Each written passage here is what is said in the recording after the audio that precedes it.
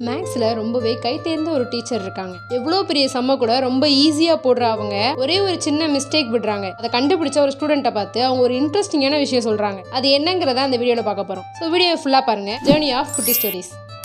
ஒரு ஸ்கூலில் ரொம்ப இன்டெலிஜென்ட்டான ஒரு மேக்ஸ் டீச்சர் இருக்காங்க. ஒரு நாள் அவங்க பிளாக் போர்டில் 9 × 1 = 9, 9 × 2 = 18, 9 × 3 = 27 அப்படியே வரிசையை எழுதிட்டு கடைசியில் 9 × 10 = 91 எழுதுறாங்க.